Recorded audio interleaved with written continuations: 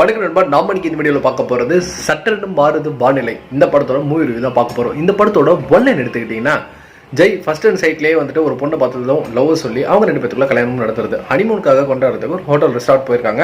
அங்கே தான் நம்ம வில்லனை வந்துட்டு மீட் பண்ணுறாங்க. ஸோ ஒரு கடத்து மேலே அவங்க வில்லன் தெரியாது. அதுக்கப்புறமேட்டு அவங்க லைஃப் வந்துட்டு ஃப்ளோவாக தான் மூவ் ஆகிட்டு இருக்கு. ஸோ வில்லனோட லேப்டாப் ஜெயோட காருக்கு வர அந்த லேப்டாப் திருப்பி கொடுக்கறதுக்காக போறாரு. அப்போ தான் அந்த லேப்டாப்பில் வந்துட்டு சில வீடியோக்களை வந்துட்டு ஜெய் வந்துட்டு டப்புன்னு பார்க்குறாரு. என்னன்னு தெரியல, அப்படியே வந்துடுறாரு. ஆனால் அதுக்கப்புறமேட்டு தான் ஒரு நியூஸ் பார்க்கும்போது தெரிய வருது, இந்த மாதிரி ஹோட்டல் ரூம்ஸ்லாம் வந்துட்டு ஸ்மை கேமரா வச்சு அங்கே வர கப்புள்ஸை வந்து வீடியோ எடுத்து நெட்டில் போட்டு சம்பாதிக்கிறது தான் வில்லனோட வேலை.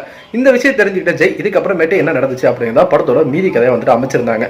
ஸோ இந்த படமே ஒரு நார்மலான கமர்ஷியல் படத்துக்கு போதுமான கதை தான். ஆனால் இந்த படத்தோட கதை அப்படிங்கிறது ஃபர்ஸ்ட் ஆஃப் உங்க மேலே தான் வந்துட்டு பெருசாகவே ஸ்டார்ட் ஆகுது.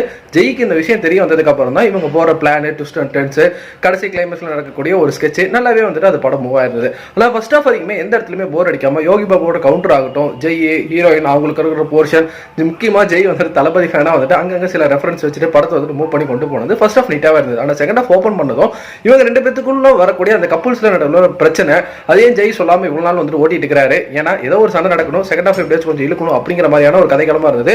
மேக்கிங் இன்னும் கொஞ்சம் வந்துட்டு ஸ்ட்ராங்காக இருந்திருக்கலாம். ஜெய் படம் மாதிரியா இருக்கு, ஏதோ ரொம்ப வந்துட்டு ஒரு லோ பட்ஜெட் படமா இருந்தது. ஸோ எனக்கு மேக்கிங் வந்துட்டு இன்னும் கொஞ்சம் பெட்டரா இருந்ததுன்னா படத்தை வந்துட்டு இன்னும் கொஞ்சம் ரசிச்சு பார்க்கறதுக்கு வகையா இருந்திருக்கும். பட் அந்த இடத்துல வந்துட்டு மிஸ் பண்ணிட்டாங்க. சாங் சுத்தமாக மனசு நிற்கவே இல்லை. ஸோ படத்தோட பின்னணி இசை பெட்டரா இருந்திருக்கலாம். இந்த மாதிரி சொல்லிட்டே போகலாம். பட் இருந்தாலுமே வந்துட்டு ஒரு ஒன் டைம் வாட்சபிளான மூவியா இருந்தது. Because of first half and then கிளைமேக்ஸோட அந்த ட்விஸ்ட் கொஞ்சம் நல்லாவே இருந்ததுன்னு சொல்லலாம். நீங்க இந்த படம் பார்த்துருந்தீங்கன்னா உங்களுக்கு எப்படி போச்சுங்க நம்மளோட கமெண்ட் செக்ஷன் வந்துட்டு தட்டி விட்டுருங்க. நன்றி.